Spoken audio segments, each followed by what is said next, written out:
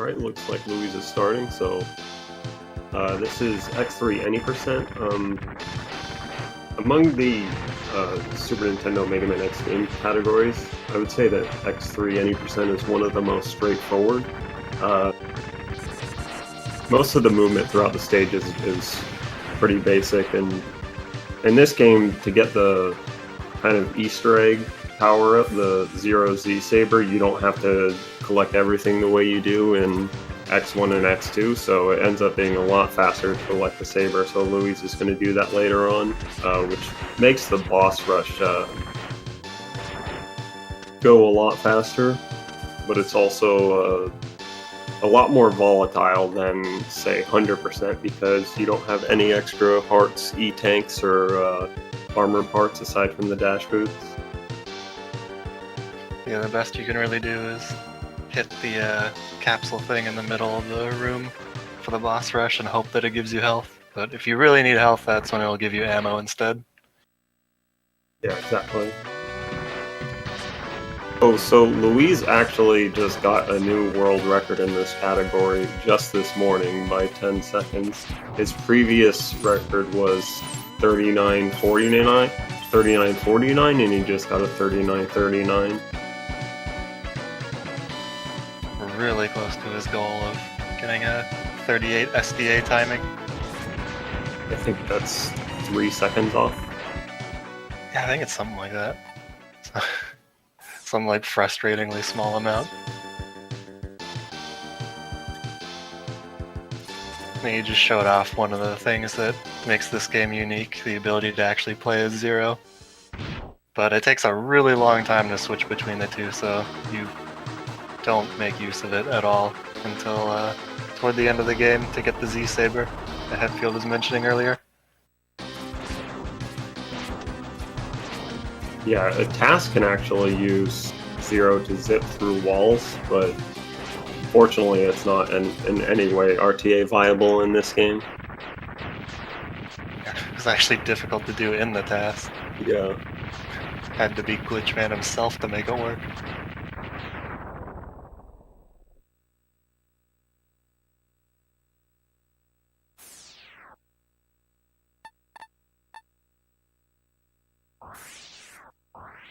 So the first stage that you go to in the any percent route is Blizzard Buffalo.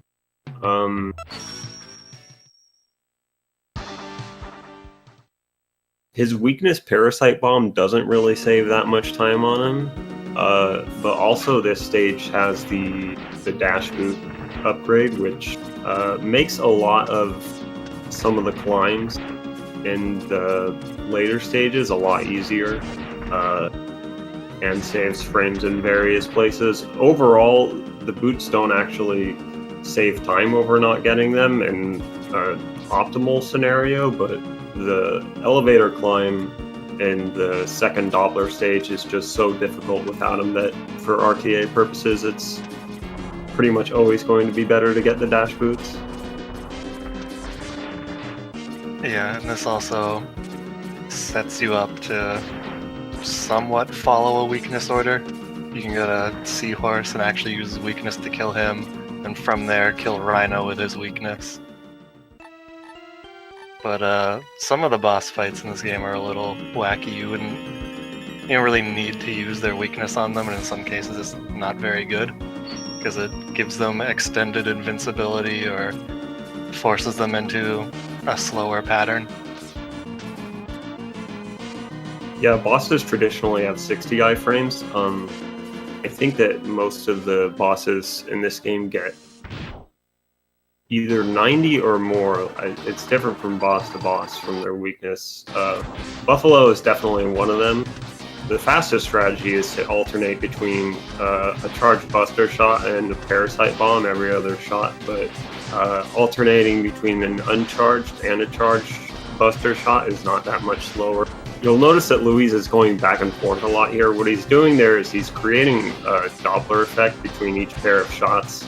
Essentially, he fires an uncharged shot from further away and then moves closer to the boss so that he could fire that uncharged shot sooner and reach his subsequent charge earlier. In addition to that, he was also jumping at specific points in his Doppler effect movement, it's because Blizzard Buffalo, if you're at a certain Y value, high enough in the air, when he looks at you, he'll actually, for some reason, think that you're over there to the left behind the wall, and he'll ram the wall instead. So it's pretty tricky getting both of those things. The rhythm of those two things, the jumping and the Doppler effect pattern, are not the same at all. So executing that strategy there takes a lot of practice to be able to juxtapose those two things simultaneously. Yeah.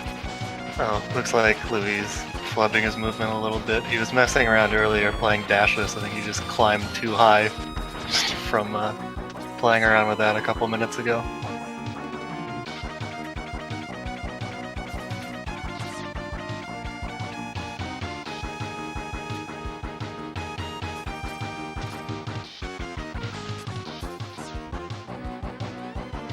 So in this stage, Toxic Seahorse,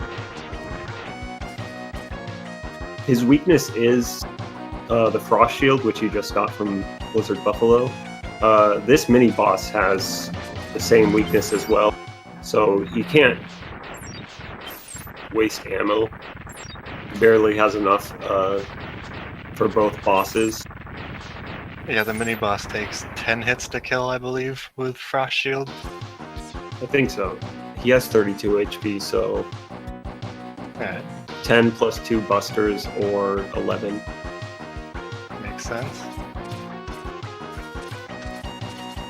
I think Louise normally would do Tiger second and RTA runs, just because Tiger is the most RNG heavy boss in the game and only saves a few frames to do Toxic Seahorse before Tiger.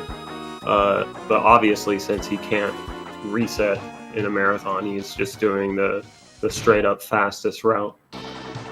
Yeah, and that also completely eliminates the risk of getting the bit fight in Seahorse's stage, which is really unfortunate to get because his weakness is also Frost Shield.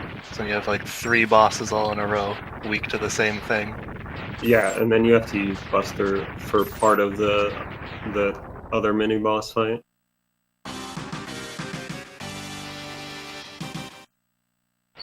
And that was the Seahorse quick kill. When you hit Seahorse out of the air, his invincibility frames expire like normal, but the recoil while he's on the ground continues going, and if you hit him in that state, he doesn't get more invincibility frames back until he's like finished with that recoil. So there's just that brief window of time where you can just mash shots at him. And then hitting him with a Frost Shield forces him to jump, so then you just set it up again real quick. Yeah, and that's a pretty difficult quick kill to pull off, because if you bleed over, you're mashing past that iframe period, you actually will induce longer iframe. So you want to be able to mash really quickly and then stop mashing immediately when you need to. Yeah, like right before he actually becomes vulnerable again, and then he can jump immediately instead of sitting through another full recoil and then jumping.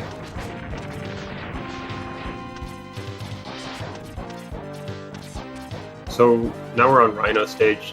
This is another part of the... Oh, he actually got the hat bomb.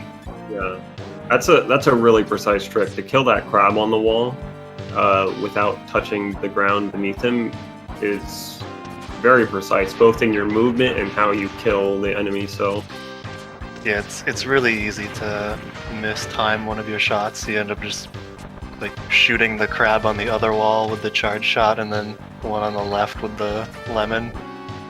Yeah, just everything has to go really well to not clip any corner or floor and get past that.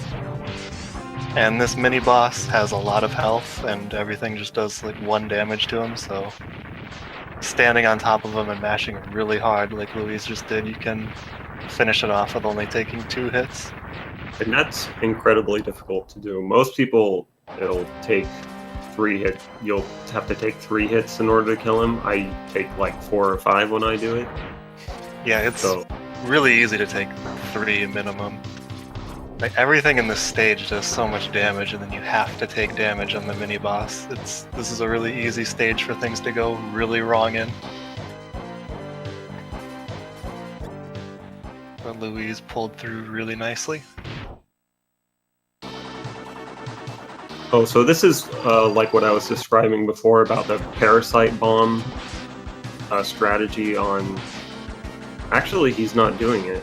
He's just using acid spray the whole time. It's a little bit faster to alternate between charge buster and acid spray every other hit because the amount of time that it takes you to charge a charge buster shot is less than the iframes that the acid spray induces, because it induces longer iframes. So you basically get a free charge shot, which then induces 60 iframes, and then you just alternate every other shot. But there may be some... that strat may be more susceptible to RNG. I'm not really sure. I haven't looked into comparing them too much for RTA. I could have also just been doing it for safety, because, like, with the pattern he got where there's a lot of charging left and right, that's pretty easy to handle. But if he does any skidding in the center, that actually makes things really difficult, way easier to get hit. And then, dying anywhere in the second half of the stage or on the boss fight, Rhino will actually start using projectiles. The fight just gets even dumber from there. Oh yeah. Yeah, he only has 2 attacks if you don't die during his stage, but he has a couple more if you die sometime during his stage, which I don't know how the developers missed that. That seems like a pretty no-brainer, something that you would find. Yeah. I don't know, there's a handful of things that QA testers probably should have noticed but didn't. Or they just didn't do anything about. Like all the dropped inputs when you just stop walking. Oh yeah. Yeah, that's something that can be really annoying in certain climbs or situations where you need to turn around really fast and then jump or shoot. Because the moment X stops walking, jump and shoot inputs do nothing for 1 frame. It's like the easiest frame perfect mistake to make.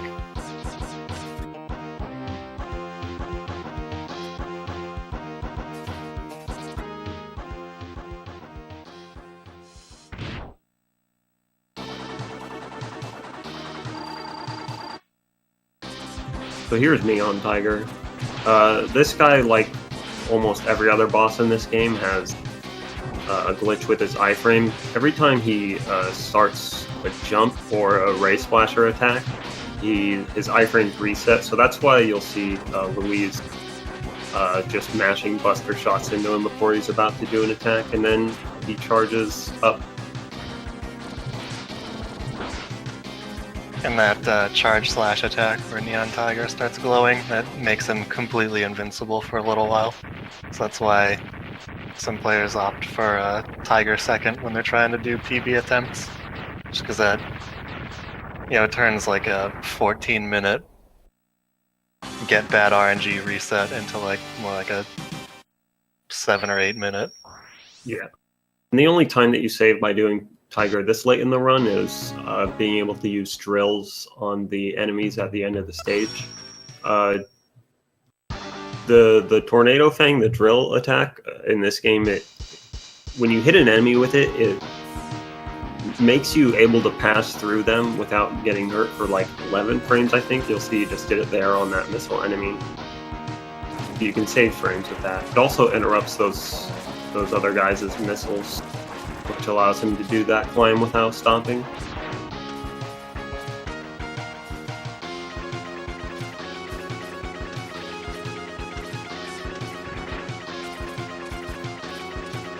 Oh, so this... he hasn't fought Bit yet. This is, I think, the... Yeah, so the bits should be guaranteed right here. Yeah, the way Bit and Bite work is... you fight Bit on the 3rd, 4th, or 5th stage you do, and you fight Bith on the 6th, fight Bite on the 6th, 7th, or 8th. So that kind of makes it annoying for creating normal splits for speed runs, since you don't know which stage you're going to get the boss on, so you just have to make really long segment times. Yeah, it's really common to just have like one split segment per stage, but this game makes that impossible for a good chunk of it.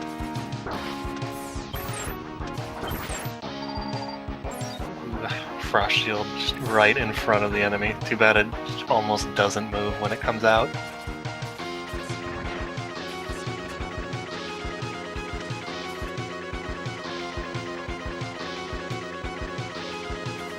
And Catfish is another fight you want to do mostly with Buster.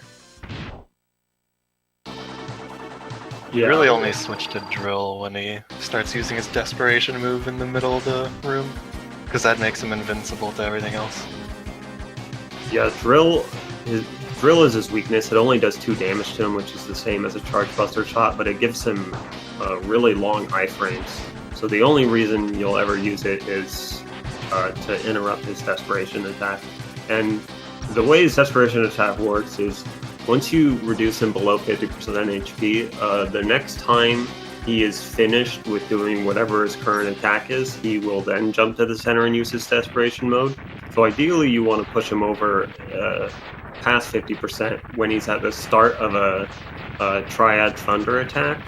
And it's actually possible at that point to just completely kill him before he starts his Desperation move. But it takes very specific RNG, and it's not something that people really have ever accomplished in RTA. The best you usually get is like 2 or 3 drills. I think Louis got 4 or 5 there, which is pretty standard. Just gotta start practicing to get the 1 drill fights. Or 0 drill fights, and just do Catfish first, Tiger second, get all the RNG out of the way right away.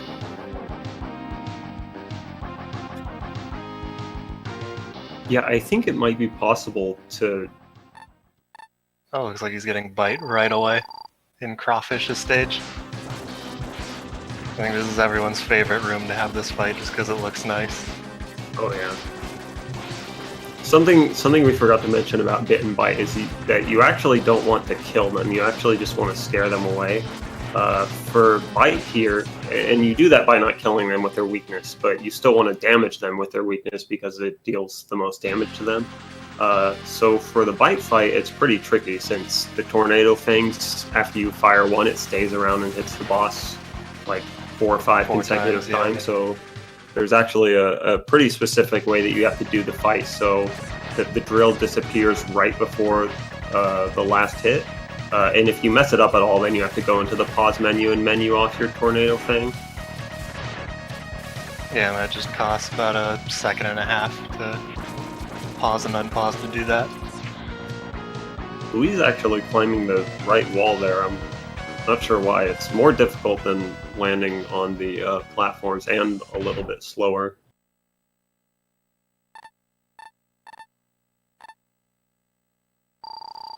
So the Vial fight, you're very limited on your ammo on this fight, so that's why he's using Buster a bit at the start. Unlike Bit and Bite, who you don't want to kill with his weakness, you have to kill Vial with his weakness in order to be able to get the Z-Saber later on. So if Louise were to miss any shots here, he would have to go back to Buster and use a Buster shot or 2. Yeah, and if you mess this up, the whole fight is scripted. Like, his pattern just loops, so it's not the hardest thing in the world to deal with. Yeah, in any percent at least, and 100% when you have the Buster upgrade, the fight's a lot more complicated and a lot more difficult. Yeah, all kinds of damage boosts and charge ray splashers.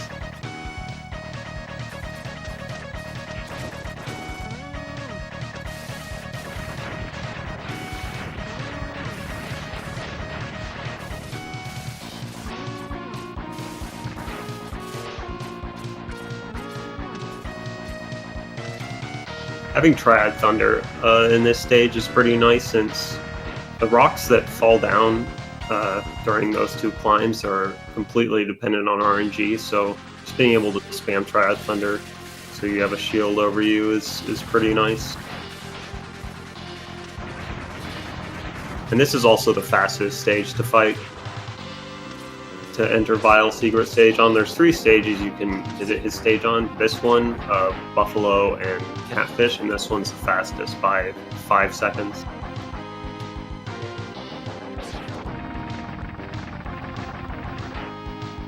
Yeah, I think the worst one would probably be Buffalo, right? Yeah. Like, not even counting that you'd have to do a revisit to do it. Yeah, that one's like after the bit and bite room, it's like in the bottom right corner down inside that pit. Looks like a death pit. So Crush Crawfish, he's another boss who has glitched iframes in this game. Most of them do.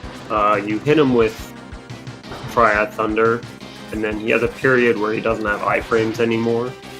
So you just mash Buster into him.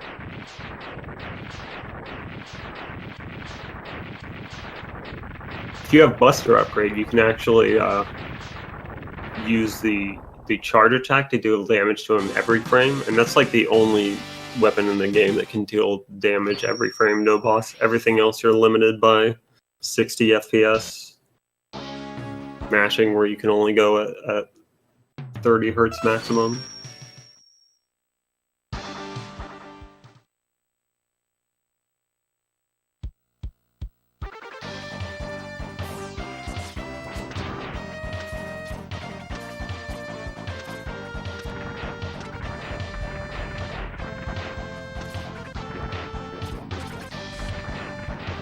Spinning Blade is a really useful weapon here, just because it obliterates all the enemies in this stage. Yeah, I think it one-shots everything. Yeah, pretty much.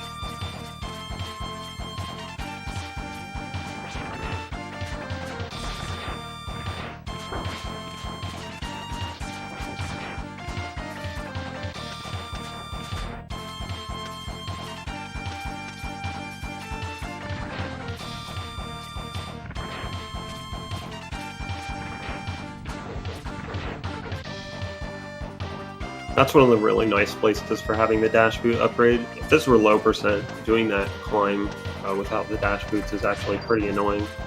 If you're familiar with the iceless jump in Mega Man X1 to get the Heart and Kawanger stage, the jump is similar in execution to those.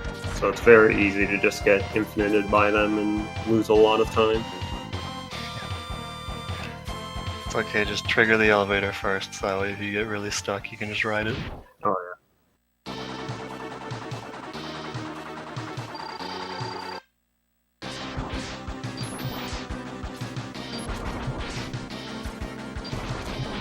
It's a really difficult fight.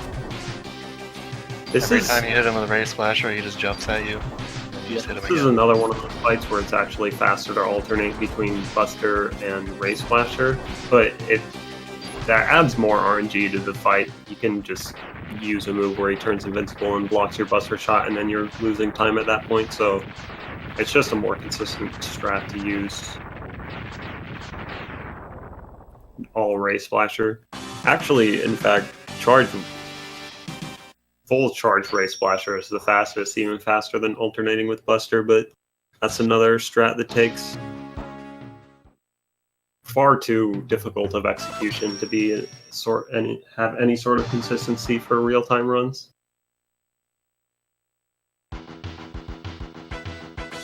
So Hornet is the last of the 8 Mavericks here.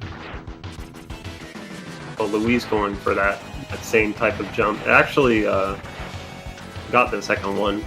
You can use the dash boots there to get up on those ledges. It's just a lot slower. I don't know how much slower, but yeah, you have to go so far to the left at walk speed, and then air dash up, which itself has a really long startup.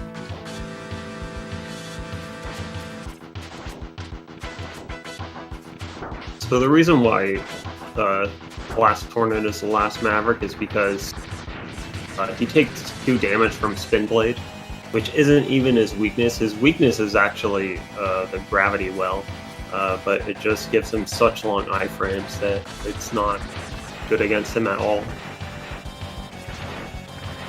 And 100% use it briefly during the fight.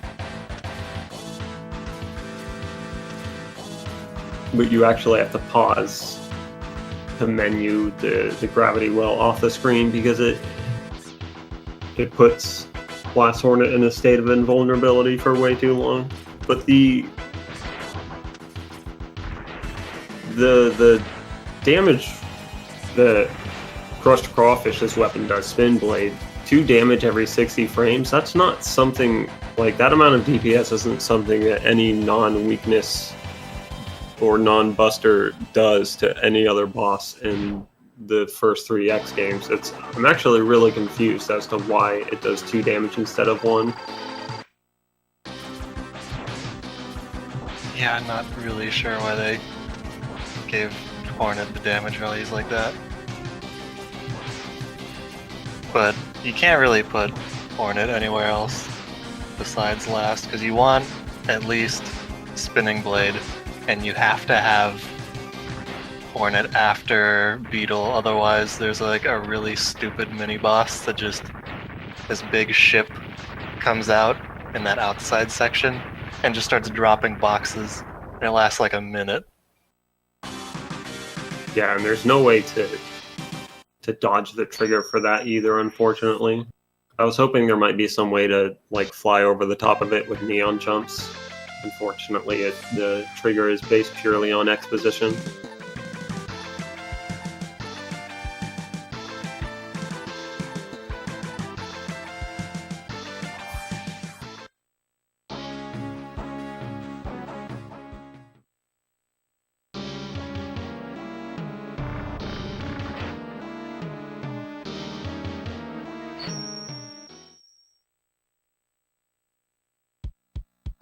So now we're in the Doppler stages.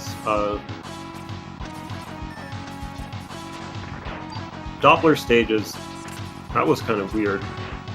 I'm not sure what happened to Luis when he came out of that ladder. Oh yeah, that happens most of the time when you fire that acid upward. Like, weird things happen when you're climbing and pick up an item. Ooh, he got the gap jump. That's one of the hardest ladders to gap jump on. Yeah.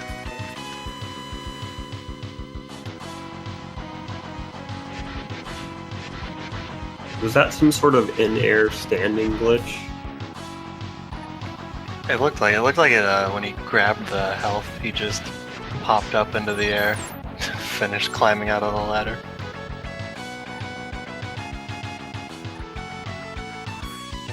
But another one that I usually see is if this next enemy drops a health, what always happens to me is it'll look like X just kicks the wall multiple times.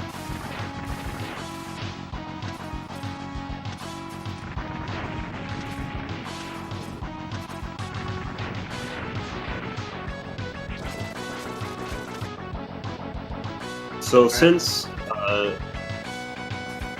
Bit and Bite were only scared off when Luis first fought them in the 8 Maverick stages, they're still alive to combine and become Ultima Weapon for this fight. If you kill them, that causes extra explosions that just waste a lot of time, then you have to fight some really annoying boss in this stage. So it's about like 11 or 12 seconds faster just to scare them off and then fight Ultima Weapon instead. This fight actually is slower overall than the Press Disposer, strictly because of the dialogue at the beginning of it. But the explosions of Bit and Bite in the earlier stages just take so long that it's not worth it to kill them. Which is nice, because the Godcar Machine fight is actually pretty simple. You can only really do a couple things to try to grab you, which, with the amount of health Luis has, even if he had full health there, the grab will just kill you. Or use the sword, and you can just dash underneath it.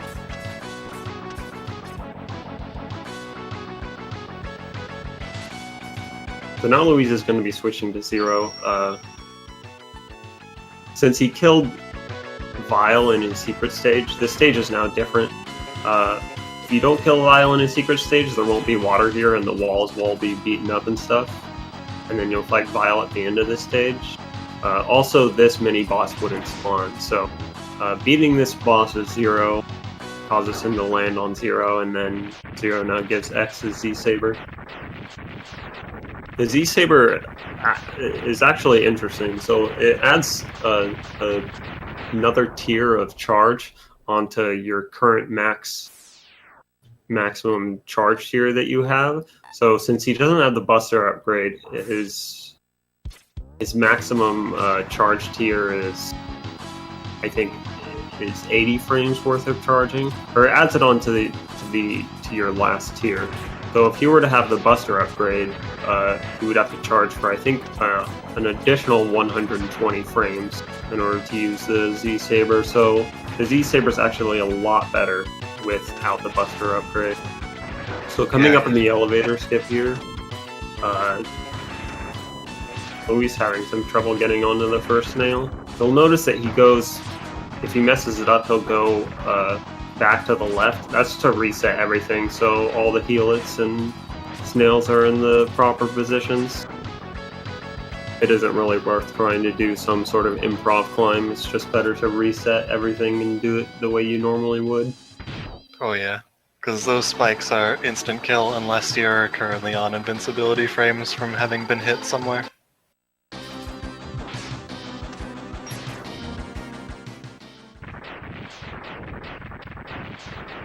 So the Saber doesn't require full health like the Hadouken and Shoryuken, but it only does half a boss's health. It does 16 damage. There are some tricks. If you hadn't killed Vile, that room would be empty and you'd have to go to the room on the right to actually fight Vile. Yeah, and that fight's really annoying and RNG heavy.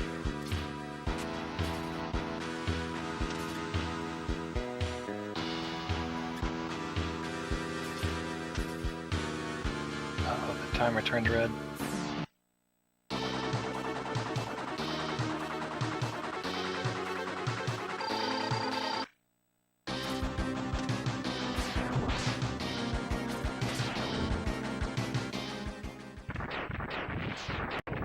Stage is the boss rush stage. It's fairly straightforward.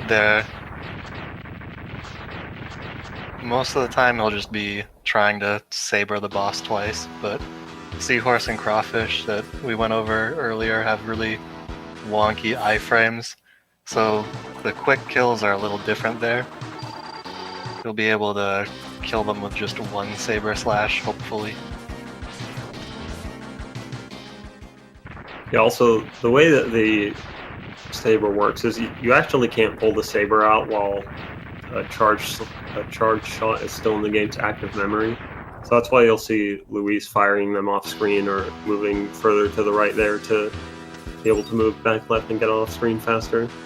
This quick kill here is in essence the same type of quick kill. He's going to induce the same period of free iframes, except since Saber does 16 damage, it just does 16 damage on one frame and then 16 damage on the next. So it just instantly kills the boss in 2 frames.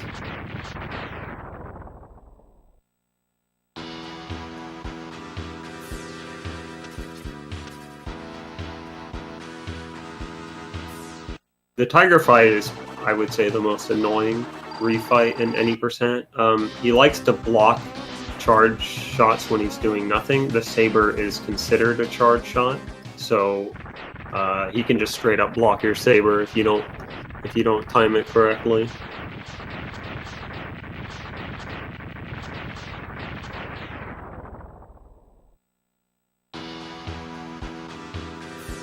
We haven't seen it happen yet, but it gets even more annoying if you get the glitch where the Saber doesn't actually come out.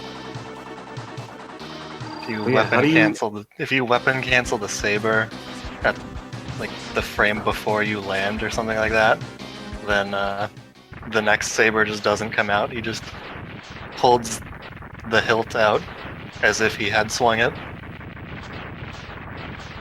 Yeah, and that's actually a really useful task trick, but when it happens on RTA, it pretty much just screws you up, because you generally, since it's a frame-perfect trick, you can't really count on doing it reliably, so usually it just happens when you don't want it to.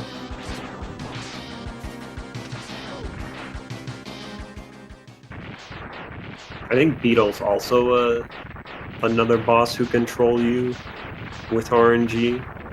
Oh yeah, if he does the invincibility attack and you're going for saber, you just have to wait a little while, I think. That's why Louise opens with the Ray Splasher. So that guarantees he can't do the double rainbow, he can only give you one. Here's the other attacks that we never got to see Rhino use, that drill move where he shoots them in different directions. Yeah, there's that one, and then one where he fires like 3 horizontal drills that take their time traveling across the screen.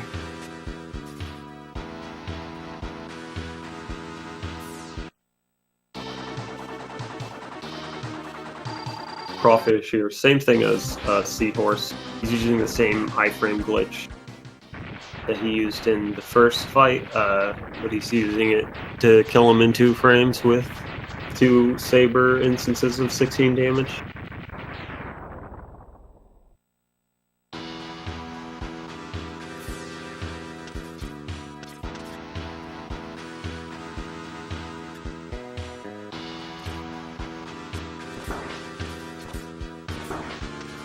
Getting past these lasers is pretty annoying to do without taking damage. It depends on like the angle and how high up you are and what your movement is like. Generally, you usually get hit by at least one. It is possible to get by all of them without getting hit though, but very rarely happens in real time. Yeah, I find that the first one is especially difficult to get by for whatever reason. Yeah, I think you have to air dash high up is your best bet. So the Doppler fight, you just have to wait a little bit at the start. That green shield that he puts up causes him to regenerate health after taking damage.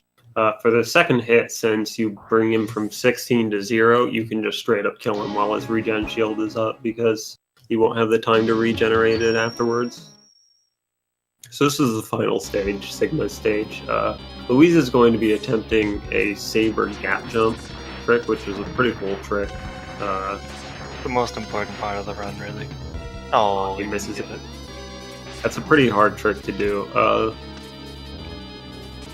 Those gaps are pretty small, so it's hard to fit right in there. Yeah, I would definitely say the most dangerous part of the game is the 2 Sigma fights at the end here. Pretty much 2 hits and you're dead. I don't think anything deals less than half your health, except for the fireballs deal like 1 damage sometimes. Yeah, I think they deal 1 damage until they're going along the ground, and then they deal 8 again. Yeah. Well, when he's firing them as he's crossing over to the other side of the room. The fireballs he's throwing at the start still do normal damage. And ideally you don't get hit at all in that first fight, which Louise didn't, because this fight is really difficult to do without getting hit. Yeah. Louise went for a neon jump saber slash there. A neon jump is when you fire an upgraded buster shot or the saber on the same frame that you jump out of an air dash, which allows you to jump mid-air. And you can actually use that to save a few frames doing a saber neon jump on this fight, but that's why the first slash didn't hit, because the jump didn't quite go off.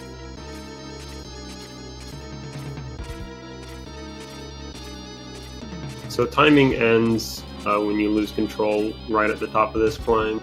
So now 40-11. Yeah, high 40-11 or low 40-12. Yeah, that's actually an amazingly good time for a marathon. It was not too long ago that would have been world record in this category, but Louise is just going beast mode, constantly improving it. Yeah, that marathon time beats my PB by a lot. Yeah, it beats mine by like 6 minutes. It's okay though, this had like no neon jumps, and your best ending max percent press disposer had a lot, I think. It's true.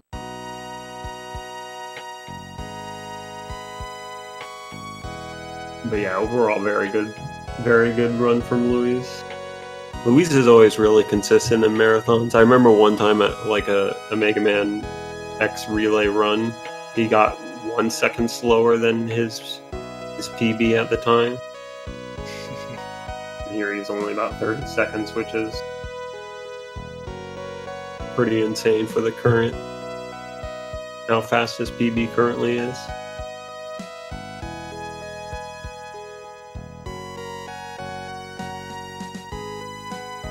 Alright, folks. The last minute commentary.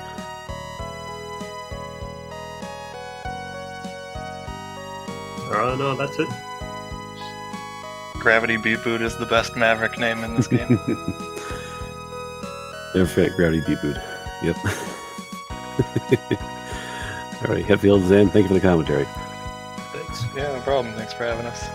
Again, Louise can't hear me, I don't think, but I'd thank him for the run. Again, very high level, very competitive to his own times, as well as the best times in the world. I'm glad you got to watch that. Again, with all the tricks, did some good work. It's always fun to see. Now, for Mega Man X1 coming up, we have the Colonel Fatso. I hope you all like watching Lemons, because it's Buster only, so you have a lot of small shots and a few big shots. So X1, Buster only. And afterwards, you'll also be running Adam's Family Pugsley's Scavenger Hunt. Who beat that one? Definitely a fun watch. And I'm not sure if any percent Buster only means no Hadouken, but I guess we'll find out.